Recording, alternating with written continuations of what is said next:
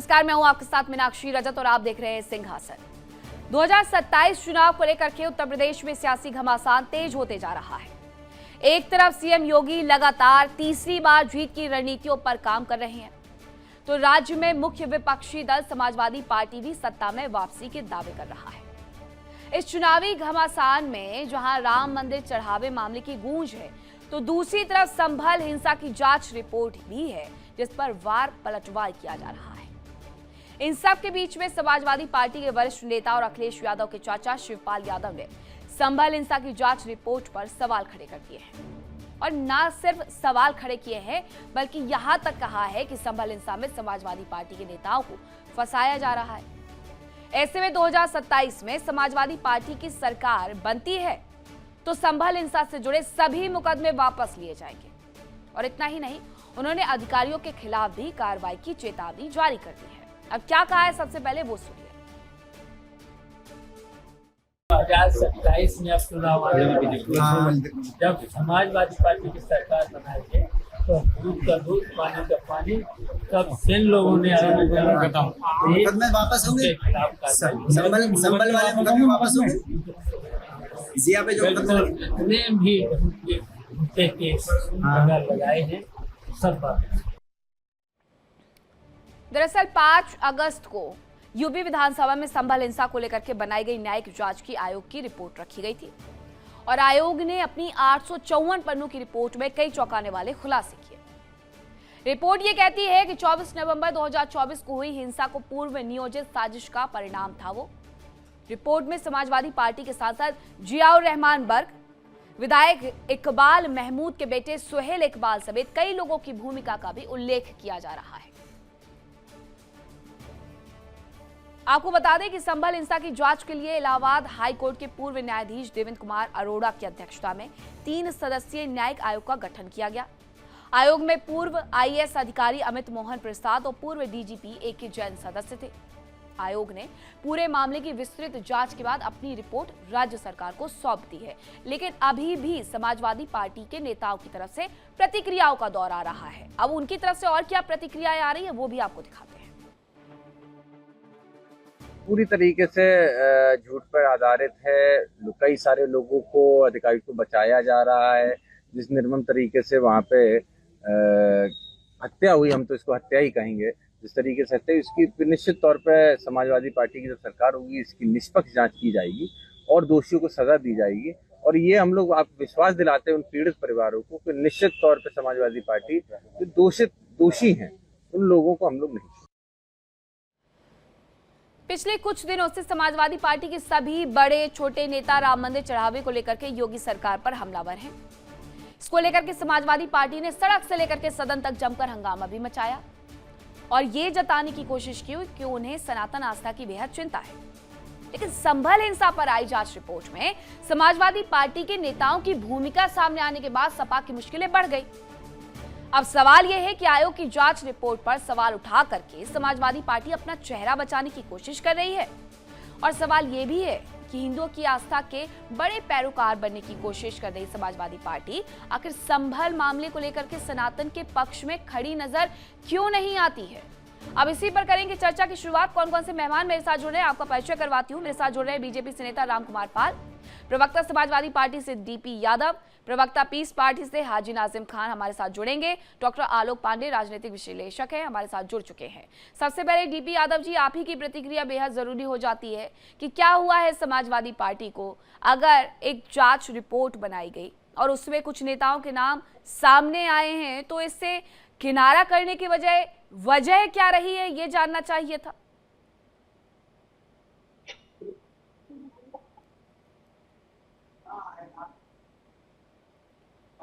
DP Yadav ji, आपको मेरी आवाज मिल रही है? आपकी आवाज स्पष्ट नहीं आ रही है, मेरी आवाज आपको आ रही है? जी, मुझे आपकी आवाज मिल रही है। डीपी यादव जी, जांच आयोग ने एक रिपोर्ट पेश की, समाजवादी पार्टी के नेताओं के नाम आए, तो अब इसमें पार्टी कन्नी क्यों काट रही है?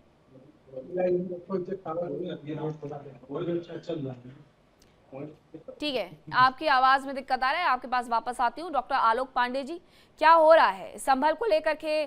अलग एक रुख है समाजवादी पार्टी का और अयोध्या को लेकर के एक अलग रुख है समाजवादी पार्टी का।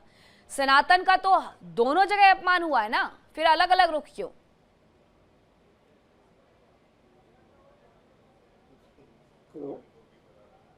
नहीं जी, देखिए मेरा मानना है कि समाजवादी पार्टी दो नाव की सवारी कर रही है इस घटनाक्रम के बाद।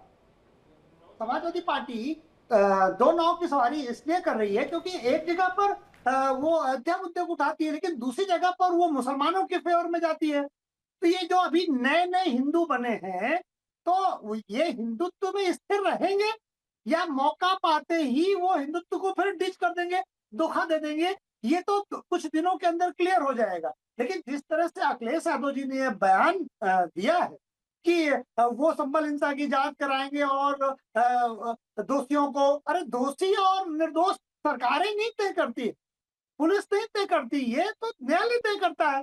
तो अखिलेश यादव क्या कहना चाहते हैं कि जब अगर बीजेपी का शासन है तो क्या भारत में न्याय मिलना बंद हो गया है? इस तरह की बात करके भारत की जो जुडिशियल सोवरेनिटी है, जो जुडिशियल हमारी संप्रभुता है, उस पर अप्रत्यक्ष हमला है अखिलेश यादव का, और उस हिंदुओं पर हमला है अखिलेश यादव का।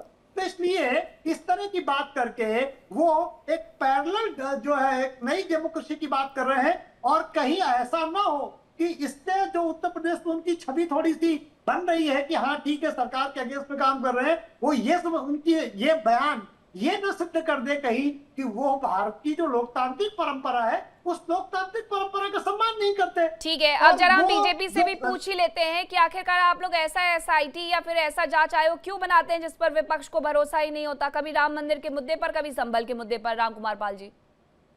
जी नमस्कार जी, आपको भी श्रोताओं को।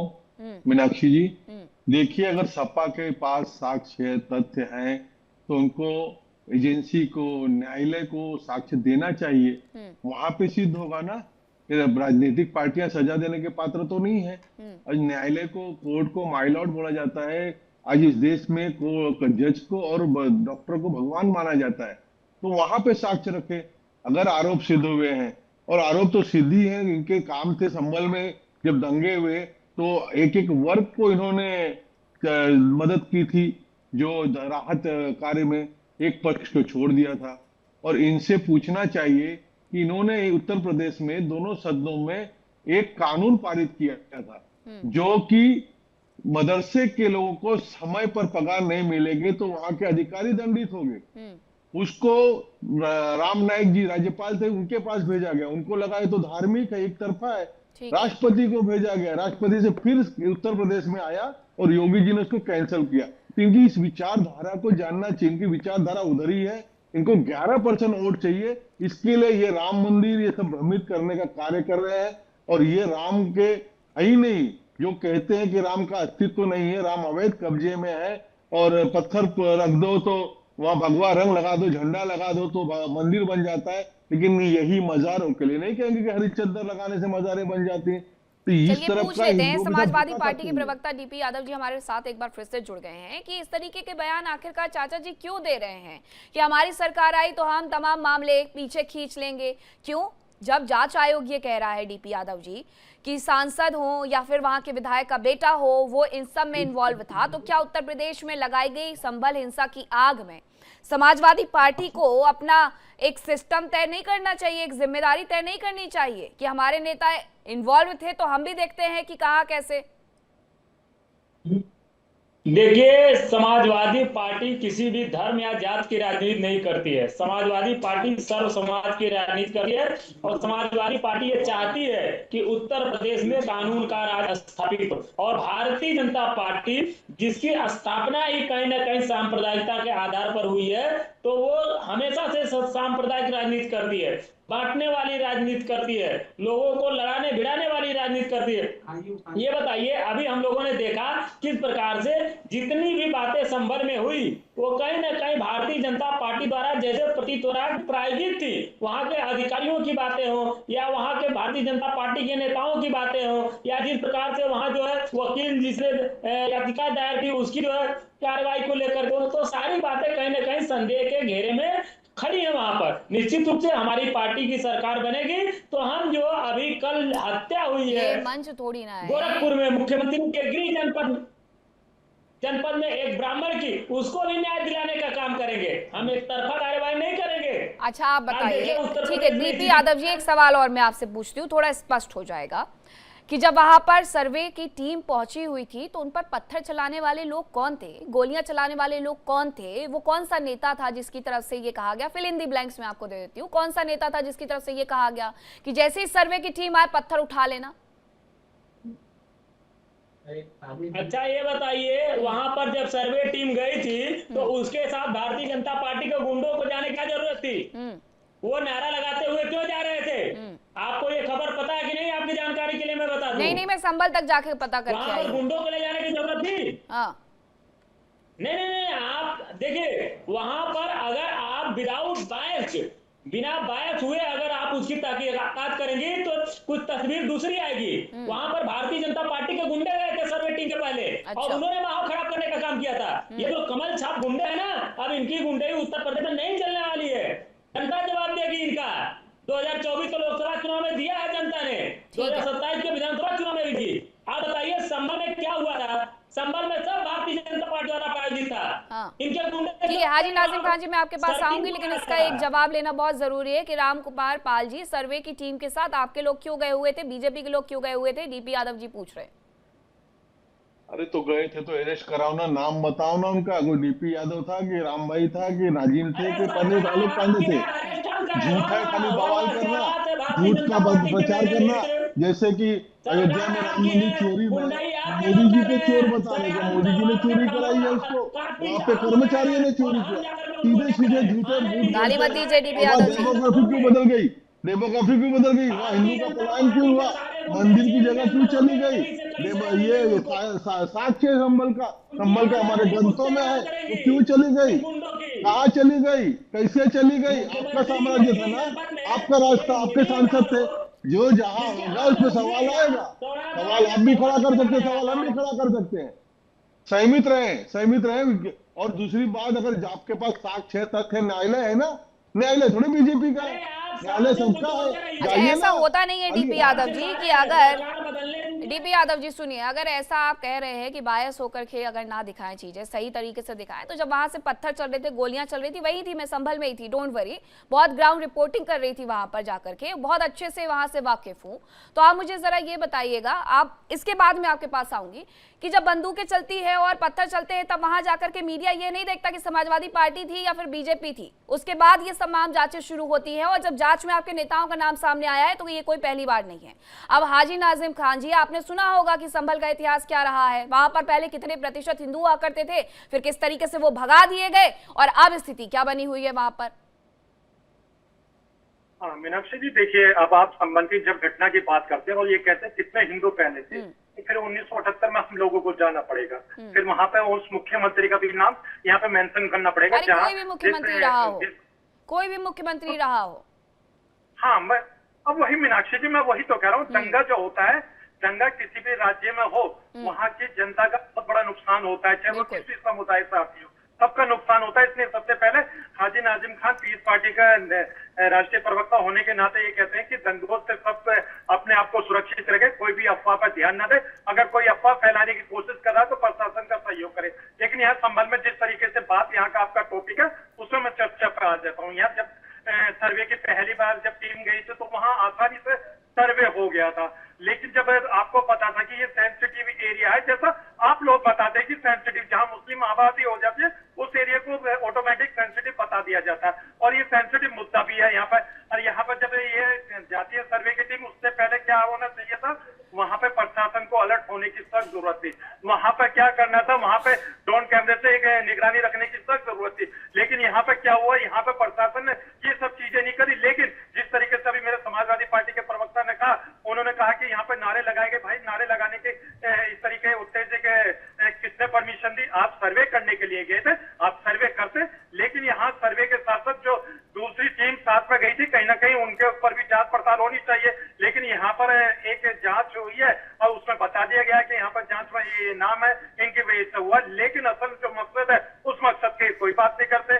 हाजी नाज़िम खान जी, मुझे लगता है कि आपको वो तस्वीर याद नहीं है 24 नवंबर 2024 की। मैं आपको याद दिलाती हूँ, सर्वे की टीम गई हुई थी, छत पर मौजूद थी, बाहर निकलती है, पत्थरबाजी होती है, कौन सा नेता उनके सामने था या उनके साथ था वो भी उनके साथ रिकॉर्ड होते अगर सर्वे टीम के साथ कोई नेता वहां पर मौजूद था। पूरे के पूरे मुद्दे को बरगला करके या बहका करके दूसरी डगर पर ले जा करके सच से नहीं भटकाया जा सकता। और सच ये है, डॉक्टर आलोक पांडे के 854 पेज की रिपोर्ट में सीधे सीधे नेताओं के नाम लिए गए हैं जो कि समाजवादी पार्टी से जुड़े हुए हैं।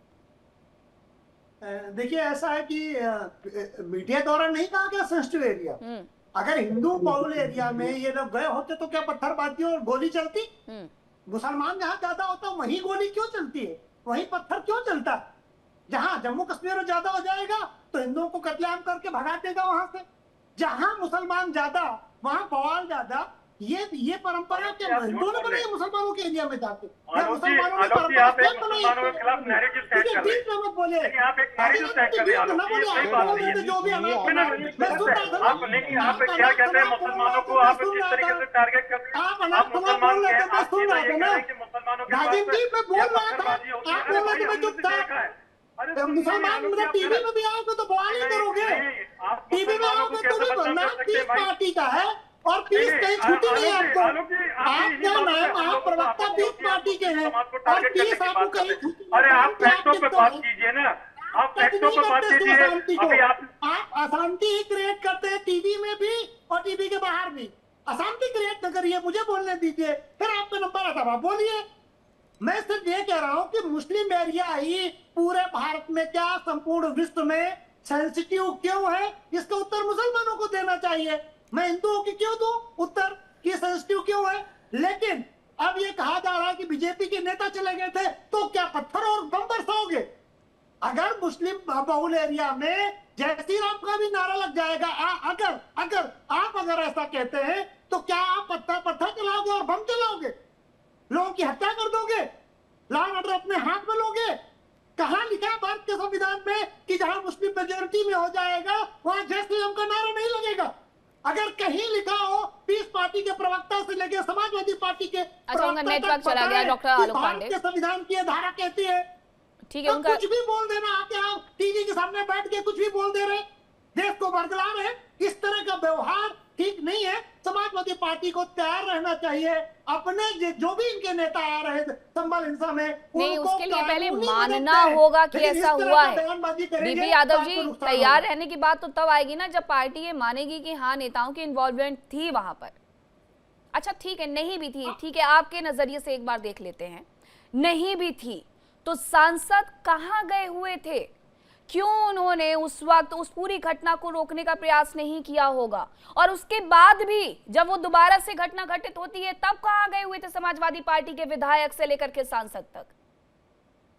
देखिए, समाजवादी पार्टी का प्रत्येक नेता और कार्यकर्ता शांति व्यवस्था कायम करने में विश्वास करता है, पहली बात तो ये। और मैं आपको बता दूं कि यहाँ आपको भी मानना पड़ेगा कि भारतीय जनता पार्टी की सरकार जो दावे करती है कि वो इंटेलिजेंस के तौर पर बहुत मजबूत है, उसका खुफिया तंत्र बहुत मजबूत है, तो संभल में उसका खुफिया तंत्र कहाँ चला गया था? क्यों नहीं पता कर पाया कि इतने पत्थर इकट्ठा हुए, इतने गोले बारूद इकट्ठा हुए, कहां से आखिर आए? ये आसमान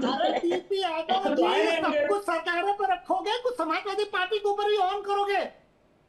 आप अपने ऊपर भी कुछ ऑन करोगे, तुम्हारे नेताओं पर आप भी कुछ समाज में भाईचारा और एकता कायम करने की जिम्मेदारी लीजिए। केवल आग मत बोलिए, आग मत लगाइए। पांडे के हाथ के ऊपर भी बहुत जिम्मेदारी है। इस प्रकार से गोरखपुर में ब्राह्मण की हत्या हुई, आप कुछ बोल पाएंगे पांडे जी उस पर? एक निहत्तर ब्राह्मण को काट डाला गया और आप टीवी चैनल पर बैठ कर बहुत कर रहे हैं पांडे जी। आपको शर्म आनी चाहिए। सरकार के जवाब मांगने के बजाय आप समाजवादी पार्टी से जवाब मांग रहे हैं। एक निहत्तर ब्राह्मण की हत्या हुई है और पांडे जी कुछ बोल रहे हैं। इससे शर्मनाक बात क्या हो सकती है? गोरखपुर में बिल्कुल बोलूंगा, मैं भारतीय जनता पार्टी की बात क्यों करूंगा? लेकिन टॉपिक तो संभल हिंसा पर है, टॉपिक ब्राह्मण की हत्या पर नहीं है।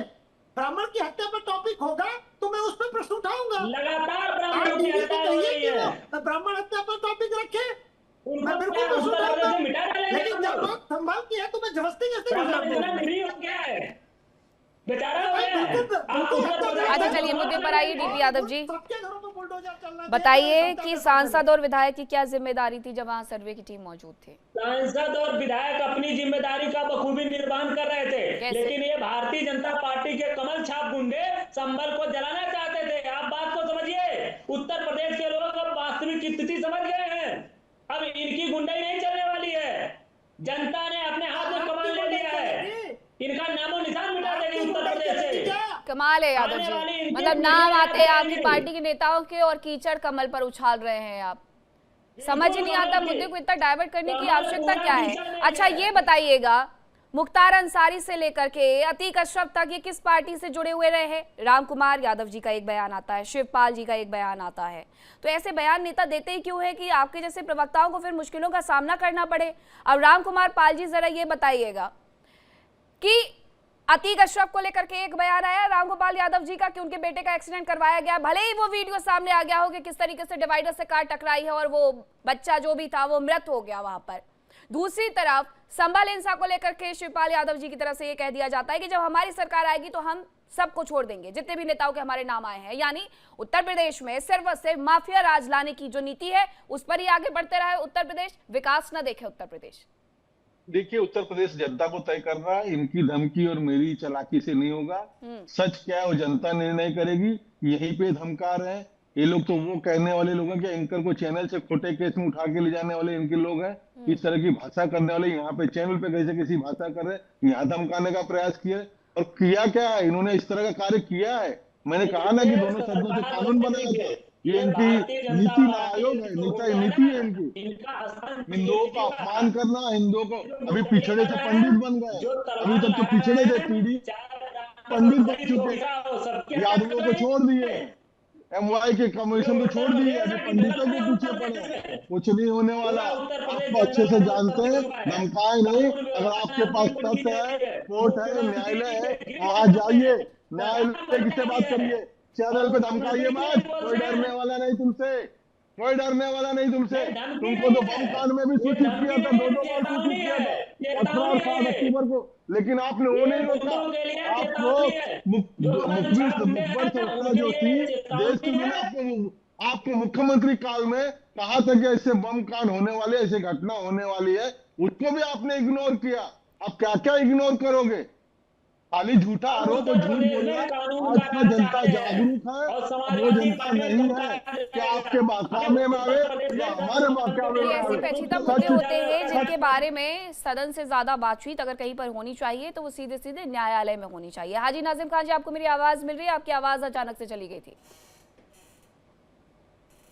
मीनाक्षी जी मिल रही है। मीनाक्षी जी देखिए, यहाँ उत्तर प्रदेश की बात हुई है तो देखिए भाजपा के नेता भी है। मीनाक्षी जी, मैं इनसे एक सवाल करना चाहता हूँ कि देखिए बेटी चाहे हिंदू की हो या बेटी मुस्लिम की हो, सबको सुरक्षा मिलनी चाहिए। लेकिन गोरखपुर की एक घटना घटी है जो एक मासूम बच्ची अस्पताल के अंदर थी, जो वहां से गई, किस तरीके से उसकी हत्या कर दी गई। जो रक्षक थे वही भक्षक बन गए। उसके बारे में भाजपा के नेता क्या बोलेंगे कि आखिर हमारी बेटियों को कब तक सुरक्षा मिलेगी। लेकिन ये इन्होंने बात कर दी यहाँ से लेकर कि भाई ये ऐसा होता है, वैसा कुछ नहीं होता। यहाँ जिस राज्य में जिसकी सरकार होती है उसकी अपनी नैतिक जिम्मेदारी होती है वहां की उस आवाम को सुरक्षा करने की। और रही बात यहाँ पर जो संभल की घटना का भी जिक्र हुआ, तो मैं बताना चाहता हूँ आपसे, मलियाना की भी बातें होनी चाहिए। और उसके साथ साथ मैं मेरठ की भी बात करना चाहूंगा, मैं मुरादाबाद की बात करना चाहूंगा। जो दंगे हुए थे, आपको याद है किस तरीके से मुस्लिम समाज के साथ क्या हुआ? किसकी सरकार थी मुझे बताने की जरूरत नहीं है, लेकिन क्या हुआ, उस दंगों की भेंट में चढ़े कौन? वो तो उन घरों के चिराग जले जो इकलौते थे, जो अपने घर का भरण पोषण बड़ी मुश्किल से करते थे। उन घर के चिरागों को के बारे में कभी सोचा? लेकिन नहीं, उनके बारे में इन्होंने नहीं सोचा। लेकिन हाँ, एक रणनीति तैयार कर लेते हैं। यानी सेलेक्टिव राजनीति की जाती है, यही ना हाजी नाजिम खान जी? एक सेलेक्टिव राजनीति की जाती है। सुन तो लीजिए, जब मैंने गोरखपुर की बात करी है, अगर आपको याद हो, अयोध्या में एक मोइन खान हुआ करते थे, तो उनके यहाँ पर तो बुलडोजर चल जाती है उनकी बैकरी पर। लेकिन जब गोरखपुर में इस तरीके की एफआईआर घटना घटती है जो हाजी नाजिम खान पूरे भारत को शर्मसार कर देती है, उस घटना पे उस रक्षक के घर पे बुलडोजर क्यों नहीं चला? क्या हमारी बहन बेटी की कोई? राम कुमार पाल जी, आप सेलेक्टिव राजनीति करते हैं और बुलडोजर सिर्फ वहीं पर कार्रवाई होती है जहां पर एक विशेष समुदाय का नाम हो। देखिए, अभी आलोक भाई ने बताया कि मुस्लिम लोग ही पत्थर क्यों चलाते हैं, वो लोग के इस एरिया में ऐसा क्यों होता है? अगर हिंदू एरिया में कोई जात जाती है तो कोई पत्थर चलते हैं क्या? कोई गोली चलती है क्या? कॉपरेट करते हैं। अभी चंदा चोरी के अंदर चंपक राय ने एजेंसी को पूरा का पूरा सपोर्ट किया है और उसमें साकार किया है कि कहाँ क्या देखना, चेक करो। ऐसे आप लोग न्यायालय को क्यों नहीं मानते हैं? एजेंसी के सामने क्यों नहीं जाते हैं? खाली मीडिया में चिल्लाने के लिए। और सेकुलरिज्म का सिर्फ आपकी बपौती है? सेकुलरिज्म सिर्फ आपकी बपौती है क्या? सेकुलरिज्म सब लगाते हैं अजीम नाजिम, एक तरफ की बात क्यों करते हो? अरे घटनाएं सब पूरे देश में होती है, सरकार किसी की भी हो, हमारे सरकार में भी घटनाएं होती। घटना है, उसको घटना के तौर पे लो, उसको न्याय दिलाने का काम करो। सिलेक्टिव बात क्यों करते हो अजीम नाजिम? सिलेक्टिव बात क्यों करते हो? आप सिर्फ मुसलमान के साथ बात क्यों करते हो? हिंदुओं को नहीं हो रहा है, हिंदुओं का अन्याय नहीं हो रहा है, घर जमीन जायदाद के लिए लड़ते हैं लोग। हमने उनके सारी लड़ाई जर जोरू जमात के लिए होती है। वहाँ पे न्याय मिलना चाहिए, न्याय पहुंच रहा है, जहां तक है पहुंच रहा है। ये ना कहो कि हिंदू और मुसलमान लफड़े सबके होते हैं, लेकिन आपकी एक सिलेक्टिव राजनीति है और नकली सेकुलरिज्म के नाम पे आप लोग। डीपी यादव जी, आजकल समाजवादी पार्टी दिल्ली में काफी एक्टिव है, सबके इस्तीफे मांगे जा रहे हैं। अब क्या समाजवादी पार्टी संभल के सांसद और संभल के विधायक का इस्तीफा मांगेगी? देखिए, जो भी गलत करता है समाजवादी पार्टी उसका विरोध हो सकती है, चाहे समाजवादी पार्टी के अंदर हो या बाहर हो। आज इस समय जो देश के हालात हैं और उत्तर प्रदेश के हालात हैं वो बहुत ही गंभीर हैं। जिस प्रकार से प्रधानमंत्री ना तो संसद में जवाब देते हैं और ना गृहमंत्री संसद में जवाब देते हैं, देश कब तक इंतजार करेगा? किसका संबोधन चाहते हैं आप? डीपी यादव जी कंफ्यूज हो गए मुझे लगता है। आप प्रधानमंत्री का संबोधन चाहते हैं, आपकी पार्टी कह रही है कि केंद्रीय गृह मंत्री का संबोधन होना चाहिए। नहीं, तो ये बताइए, गृह मंत्री और प्रधानमंत्री कहाँ संसद में आ ही रहे हैं? जब उनकी इच्छा हो रही तो आते हैं। क्या बात करते हैं भाई साहब, खबरें जरा देखा करिए। अभी भी तो चिल्ला चिल्ला के यही कह रहे हैं केंद्रीय गृह मंत्री अमित शाह की आइए बातचीत कर लेते, चर्चा कर लेते हैं। सीधे सीधे उन्होंने चिट्ठी लिख दी है लोकसभा अध्यक्ष को और आप कह रहे हैं कि कहाँ ही आते हैं। पहले थोड़ा खबरों में रहिए। डॉक्टर आलोक पांडे जी, ये मुद्दा इतने जल्दी सलट जाएगा या फिर विधानसभा चुनाव 2027 तक नजर आएगा? नहीं, विधानसभा तक जाएगा और समाजवादी पार्टी को लगता है कि पीस पार्टी जैसी पार्टियां या AIMM जैसी पार्टियां मुसलमानों के वोट में चेन लगा सकती हैं, तो इसलिए मुसलमानों के एकमात्र दावेदार हो रहे हैं। ऐसा ना हो कि ब्राह्मणों का वोट मांगने के चक्कर में MY समीकरण का गड़बड़ा जाए। तो MY समीकरण को सुरक्षित रखने के लिए उसमें से जो मुस्लिम तो है वो समाजवादी पार्टी के साथ जुड़ा रहे, तो समाजवादी पार्टी को मुसलमानों के पक्ष में बात करनी है। दूसरा, समाजवादी पार्टी वैसे भी जो राजनीतिक लोग हैं उनके साथ ज्यादा मतलब कंफर्टेबल रहती है। बहुत बार वो तो आतंकवादियों के मुकदमे वापस करने जा रहे थे, हाई कोर्ट ने मना किया भाई कि इनको मुकदमा वापस न करो, तो बाद में उन आतंकवादियों को सजा होगी। तो समाजवादी पार्टी का जैसे ही एक वर्ग विशेष का कोई अपराधी होता है तो इनका दिल धड़कने लगता है। ठीक है, अब तो नाम सामने आ गए। अब देखना ये होगा कि आखिरकार कार्रवाई किस तरीके से होती है और क्या कार्रवाई होती है। बहुत धन्यवाद आप सभी का मेरे साथ जुड़ने के लिए, चर्चा का हिस्सा बनने के लिए। वक्त इतने की इजाजत देता है। फिलहाल रुक रहे एक छोटे से ब्रेक के लिए, कहीं मत जाएगा, खबरों का सिलसिला लगातार जारी है। देखिए इंडिया डेली 24/7 अब आपकी स्मार्ट टीवी पर। इंडिया डेली मौजूद है सभी डिजिटल प्लेटफॉर्म पर लाइव और लगातार। इंडिया डेली 24/7 हर दिन राष्ट्र को समर्पित।